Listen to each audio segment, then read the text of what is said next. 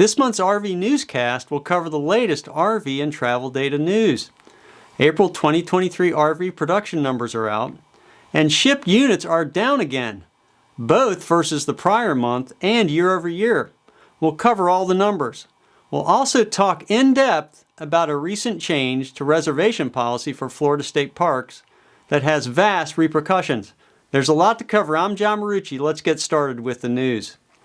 On May 24th, 2023, the RVIA posted the latest RV wholesale shipment data for April 2023. Production numbers continue a downward trend compared to the prior month and are significantly down year over year as expected. 31,216 total RVs were shipped in April compared to the record 57,043 in April 2022, down about 45% year over year. Travel trailers witnessed a significant decline, with only 20,394 shipped in April versus a record of 40,435 a year ago, about a 50% decline.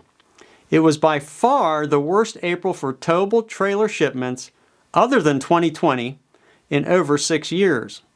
Almost 6,000 fewer travel trailers were shipped in April versus 2016. Meanwhile, RVs for sale on RVTrader.com are slowly declining but continue to remain high. There were 142,311 new units for sale as of May 24th. This is down about 5,000 units from late April's 147,282 units and down approximately 24,000 new units versus late May of 2022. Used units for sale again increased by about 2,000 to 52,916, up from 50,802 last month, as more people attempt to unload used RVs. This is now the 6th week in a row with used for sale units above 50,000 after 4 months in a row below 50,000. This time last year, the number of used RVs for sale was 53,718. So we have about 800 fewer used units for sale versus late May of 2022. So, as expected, we are seeing new inventory decline slowly and used units for sale increasing in the middle of spring selling season. Given that new unit pricing has been significantly discounted, the swing to purchasing new versus used is moving toward the new market. As an example of the move toward buying new versus used, I recently had an interesting comment from a YouTube viewer. They recently purchased a brand new 2022 RV. Quote, "I just picked up a new 2022 Heartland Pioneer BH250. Went back and forth with them, the dealer, for a week, but they ended up making the deal. I ended up getting about $18,000 off retail, which is a 48% reduction in price from original MSRP," unquote. This points to the issue we've been reiterating for months. Dealers are willing to dig deep to move new 2022 models, of which there were 39,100 on RVTrader.com on May 26th. If you're willing to take the risk on quality, price is very negotiable just now. On the other hand, I recently talked with a local dealer and discussed the current RV market. He mentioned that sales were off versus 2022, which showed in the amount of inventory on his lot. This confirms what we've been discussing and points to a continued slowdown. He mentioned that the service side of the business was up, as people who purchased during the pandemic boom now require service to their existing rigs. The Bureau of Labor Statistics has revised Elkhart County, Indiana's latest manufacturing employment data for March 2023. The revision shows that at the height of production last April through June of 2022, there were 77,200 people employed in manufacturing. For March 2023, this number stood at 71,100 people, down 6,100 since the peak. Before we move on, just a heads up about our Twitter account. We want to reach 500 Twitter followers so we can post long-form updates and longer videos. We use Twitter to push news updates and communicate more regularly on essential topics. Please take a moment and head to Twitter and search for @John Marucci to follow along.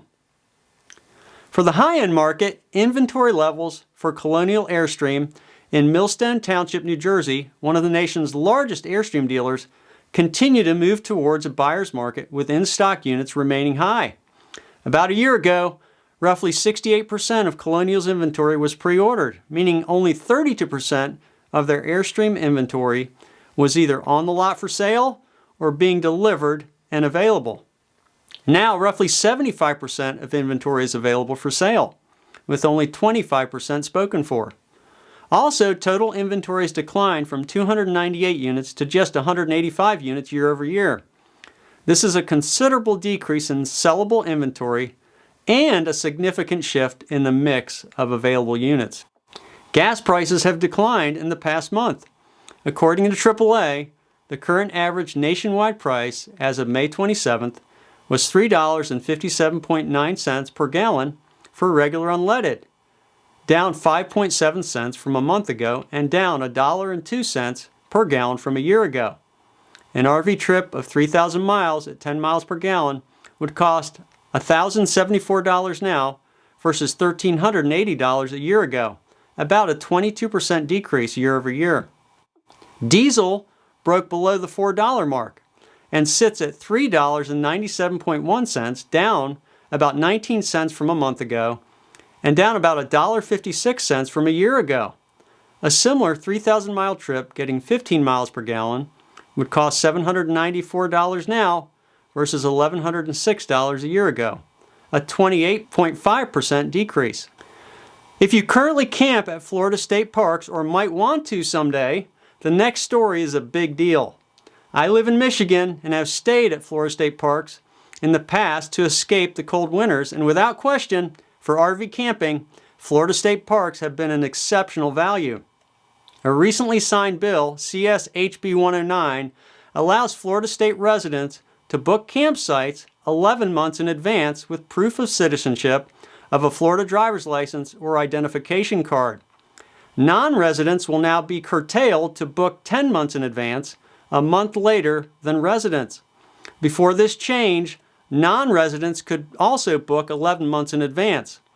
According to RVTravel.com, quote, the legislation was introduced in response to complaints that third parties were taking up reservations that were made available by the Department of Environmental Protection, unquote.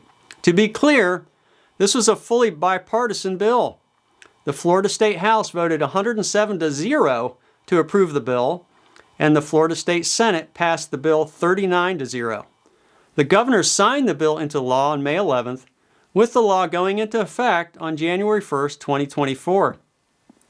As I have had no issues booking campsites for peak season, I don't think the real reason for the bill is to restrain third parties from reselling campsites. Giving Florida residents priority access is likely the main reason for the recent changes. Residents pay taxes, thus, they should have first dibs on the parks. It is understandable for residents to have this access since the parks are in their state. As we'll discuss, I think there is likely a better solution. Obviously, for residents of Florida, this is a huge win as they can get a jump on reserving some of the best campsites without directly competing against people out of state. Contrarily, for those of us who like staying at Florida state parks and live in other states, it is a huge loss with major future travel implications.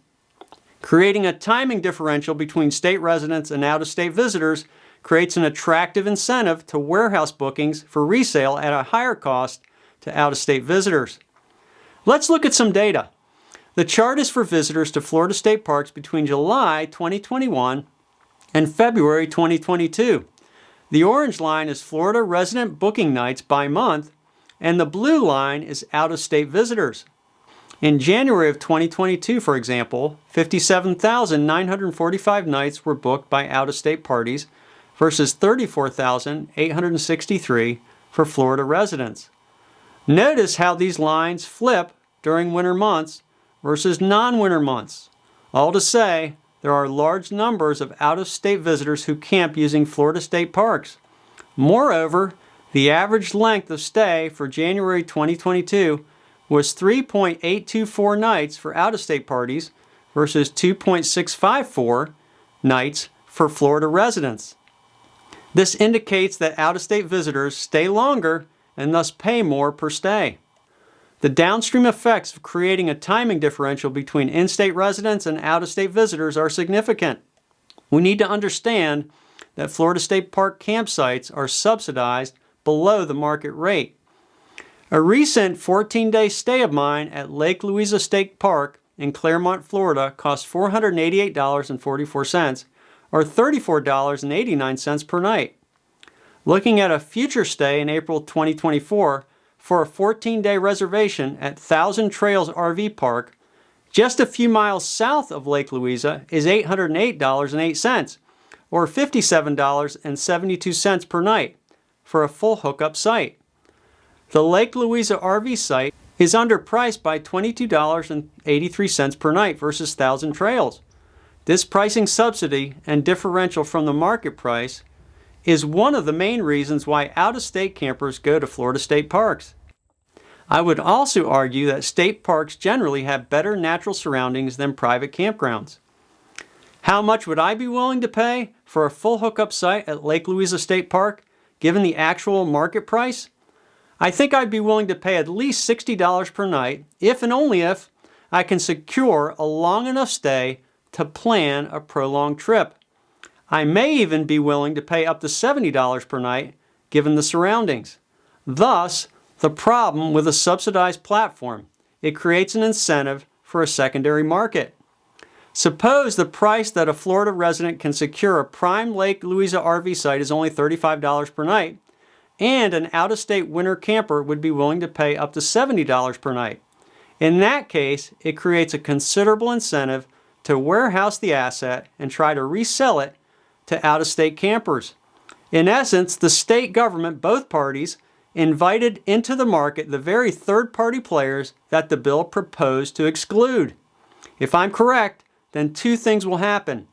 First, state parks will see a significant drop in future winter revenue, as those who need to secure longer blocks can't get inventory due to the timing differential and forego state parks altogether. Second, residents will continue to have a hard time getting reservations, even with no out-of-state competition for sites. This eliminates the very thing desired while lowering revenues. Given the apparent pricing differential, the state should instead have increased pricing for out-of-state parties to the market price and kept the reservation windows equal. Price is the primary determinant of demand for any product. Given a high enough price, out-of-state demand would have naturally waned, opening more capacity.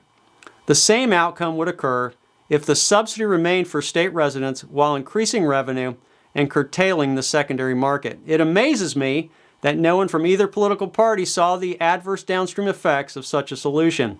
As for me, should I desire to RV in Florida in the winter, I'll have to look at non-state park locations and now pay the market price. This is why, according to RVTravel.com, quote, the bill's passage has been welcomed by the Florida Association of RV Parks and Campgrounds and the Florida Recreational Vehicle Trade Association, unquote. Of course, with more winter demand, these private campgrounds can raise prices.